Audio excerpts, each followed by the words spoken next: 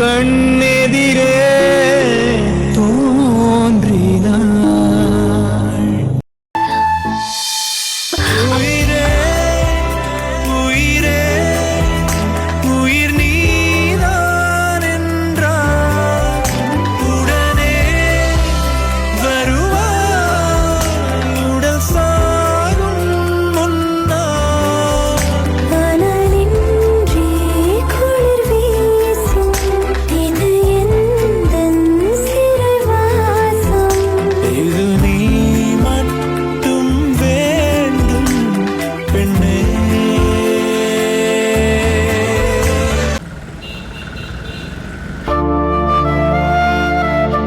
அருண், நீங்க அத்தைக்கு துணையா இங்கே இருங்க. இன்னைக்கு டிஸ்சார்ஜ் பண்றதுனால நான் கீழே ரிசப்ஷனுக்கு போய் டிஸ்சார்ஜ் சம்மரி வாங்கிட்டு ஃபார்மாலிட்டிஸ் எல்லாம் கம்ப்ளீட் பண்ணிடுறேன். ஓகே திவ்யா. அப்புறம் அம்மாக்கு எந்தெந்த மெடிசன் எப்பப்போ கொடுக்கணும்னு கரெக்டாக கேட்டுக்கோ. சரிங்க அருண், நான் வரேன். சரி.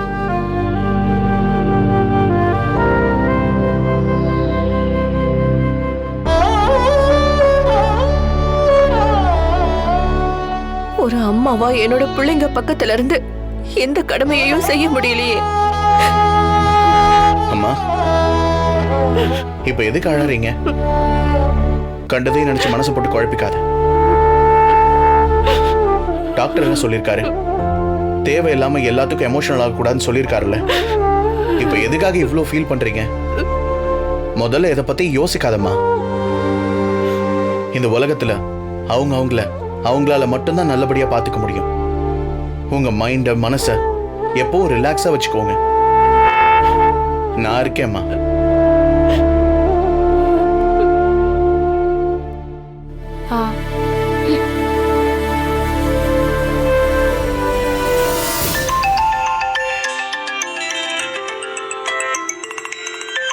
ஹலோ. சொல்லு திவ்யா. அருண், என்னோட பர்ஸ் அங்க நான் மறந்து வச்சுட்டேன். அங்க இருக்கான்னு கொஞ்சம் பாக்குறீங்களா?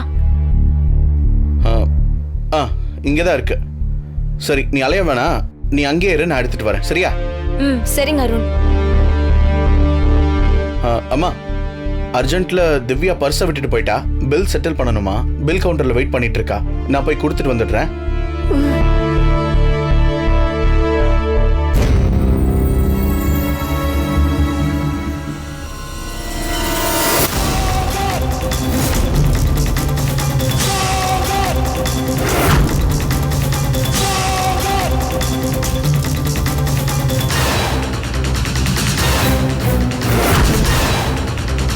என்னோட நிம்மதியை கெடுத்துட்டு என்ன தூங்க விடாம பண்ணிட்டு இப்ப நீ மட்டும் நல்லா தூங்குறியா? இனிமே உன்னை நிரந்தரமா தூங்க வைக்கணும்னு முடிவு பண்ணிட்டேன் சீதா.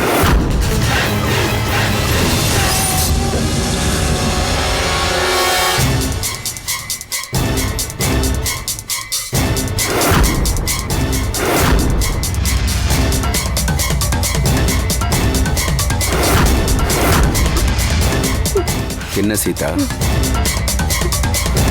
நான் உன்னை எங்க கூட்டிட்டு போறேன்னு தெரிஞ்சுக்கணுமா? பதறாத. உன்னை ஒரு அமைதியான இடத்துக்கு கூட்டிட்டு போறேன். நீ அங்க போன நீயும் நிம்மதியா இருப்ப, நானும் நிம்மதியா இருப்பேன்.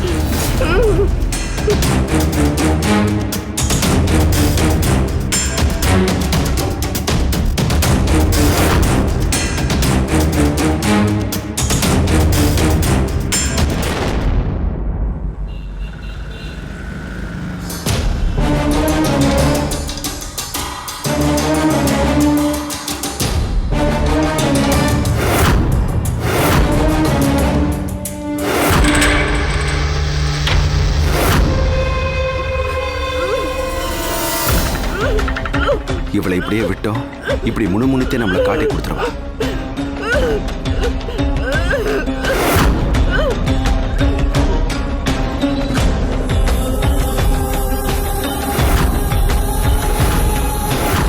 கடவுளே, எப்படியாவது என்ன காப்பாத்திரு. நான் உயிரோட இருந்தாதான் சக்தி யாருங்கிற உண்மையை ருத்ராமாவுக்கும் சக்திக்கும் என்னால சொல்ல முடியும். அப்பதான் சக்தியும் என்னோட மாப்பிள்ளையும் அந்த வீட்டுல சந்தோஷமா வாழ முடியும். இது மட்டும் நடக்கலனா நான் செத்தாலும் என் ஆத்மா சாந்தி அடையாது. இவர் என்ன கட்டாயமா கொன்னுருவாருன்னு எனக்கு அன்னைக்கே ஜூஸ்ல விஷம் கலந்தப்பவே தெரிஞ்சிருச்சு. இப்படிப்பட்ட ஒரு ஆளுக்கு இத்தனை வருஷம் உண்மையா இருந்தேன்னு நினைக்கும் போதே எனக்கு அசிங்கமா இருக்கு.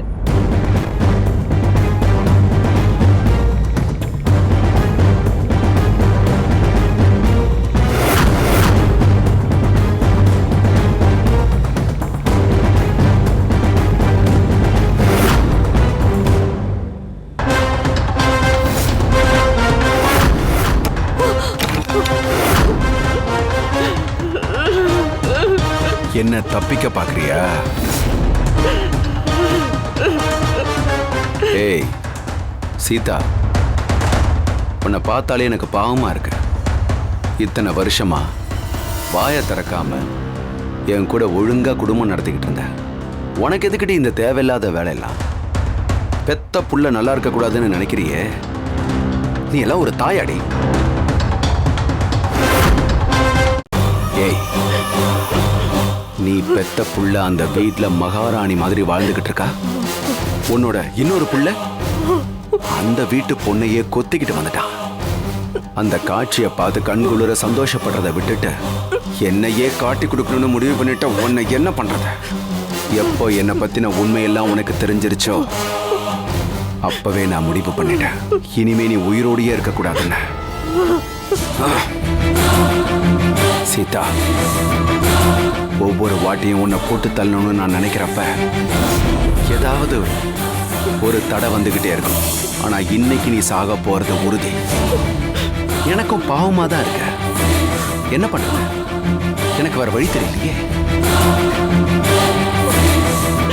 நான் உயிரோட இருக்கிறப்பவே நீ பூவும் பொட்டுமா போய் சேர்ந்துரு சீதா, புரியுதா?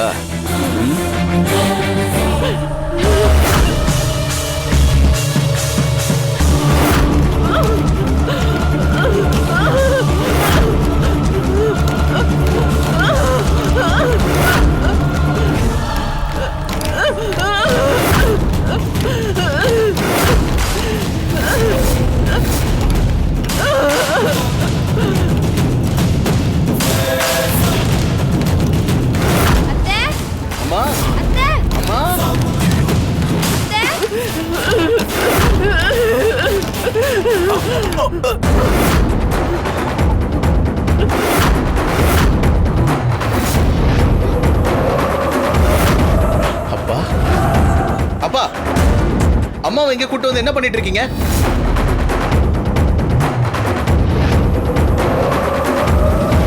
சொல்லுங்கப்பா, எதுக்கு இங்க கூட்டு வந்தீங்க? அது வந்துப்பா மாமா, மனசுல எந்த குறுக்கு புத்தியும் இல்லைன்னா பேசுற வார்த்தை எப்பவுமே தடுமாறாது. கையும் களவுமா மாட்டிக்கிட்டோமே, இப்ப என்ன போய் சொல்றதுன்னு யோசிக்கிறீங்களா? என்ன நினைச்சிட்டு இருக்கீங்க நீங்களா? நான் என்ன பண்ணாலும் ஆளாளு கேள்வி கேட்பீங்களா? இப்படி கோவப்பட்டு கத்தி பேசினா நீங்க பண்ணதெல்லாம் சரியாயிடுமா? அத்தை விஷயத்துல நீங்க பண்ற காரியம் எதுவுமே சரியில்லை. திவ்யா, நான் உன்னோட வயசுல மூத்தவன். நான் உங்களுக்கு கேள்வி கேட்கறதுக்கான உரிமையும் தகுதியும் எனக்கு இருக்கு. ஆனா நீங்க யாரும் என்ன கேள்வி கேட்க முடியாது. அதுக்கான தகுதி உங்களுக்கு இல்ல. இருக்கட்டும் மாமா, எண்ணத்துலயும் செய்யற செயல்லையும் யார்கிட்ட நேர்மை இருக்கோ அவங்க தான் பெரிய மனுஷன். இப்போ உங்களுக்கு என்னதான் பிரச்சனை?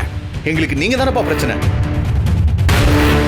கீழே போய் பில் பே பண்ணிட்டு டிஸ்சார்ஜ் சம்மரி வாங்கிட்டு வரதுக்குள்ள நீங்க எதுக்கு அம்மாவை இங்க கூட்டு வந்தீங்க?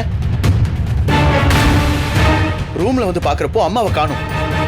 நானும் திவ்யாவும் பதறி போயிட்டோம். எங்கெல்லாம் தேடணும்னு தெரியுமாப்பா உங்களுக்கு?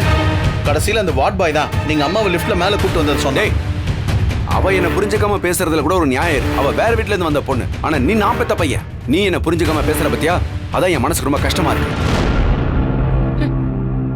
உங்க அம்மா ரூம்லயே அடைஞ்சு கிடக்குறாளே, அவளை அப்படியே காத்தாட கூட்டு வரலான்னு தான் இங்க கூட்டு வந்தேன்.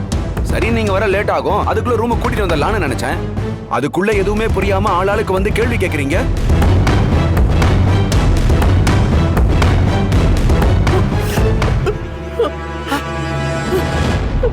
அத்தை, சாரி அத்தை.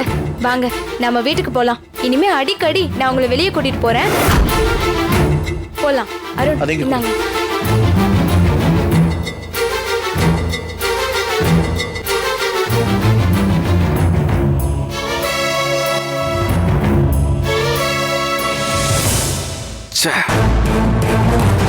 இந்த தடவையும் மிஸ் ஆயிட்டா. பெரிய பெரிய ஆளெல்லாம் அசால்ட்டா போட்டு தள்ளும். ஆனா இந்த சீதாவோட விஷயத்துல மட்டும் இவ்வளவு தடை வந்துகிட்டே இருக்கேன். சும்மா விட மாட்டேன். எப்படியாவது தீர்த்து கட்டுவேன்.